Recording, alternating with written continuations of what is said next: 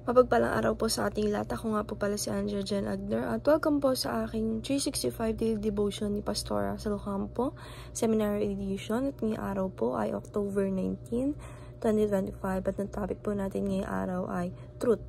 Naglaho na ba ang katotohanan? And yung scripture po natin ngayong araw is Revelation chapter 12 verse 9. And yung sabi po dito sa ating concept na truth is rooted in God Himself. He is the true God whose knowledge and words are without error, deception, or contradiction. Unlike the shifting standard of a culture, His truth is absolute and eternal.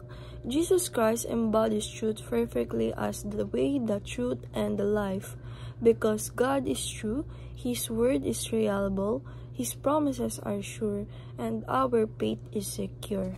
And yung sabi po dito sa ating scripture na Revelation chapter 12 verse 9 sa Tagalog, at tinapon ang malaking dragon, ang malaking ahas, ang tinatawag na Diablo at Satanas, ang mandaraya sa bagong sanlibutan. Siyang itinapon sa lupa at ang kanyang mga anghel ay itinapong kasama niya.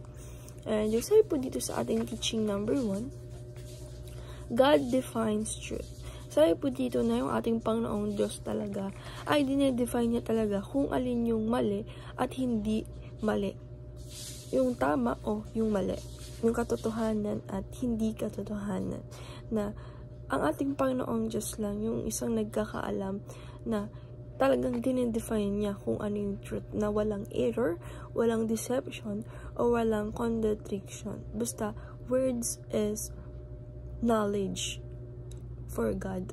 And teaching number 2, cultures redefine truth.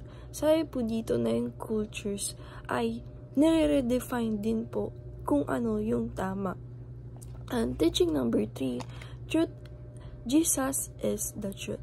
Sabi po dito na ang ating Jesucristo or si Jesus Christ na siya talaga yung nag-embodies ng truth perfectly as the way, that the truth, and the life, and because God is true and His world is reliable.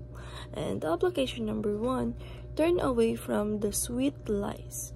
Sabi po dito na po natin sa sarili natin or sa life natin, na alisin po natin yung mga bagay na hindi talaga totoo, na pinapasweet pa yung mga kasinungalingan. Alisin po natin yan.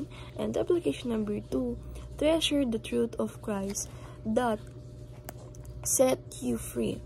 Sabi po dito na i-apply po natin sa sarili natin or sa life natin, na i-treasure natin yung katotohanan ng pinapakita sa atin nating Panginoong Jesucristo na sineset tayo as free.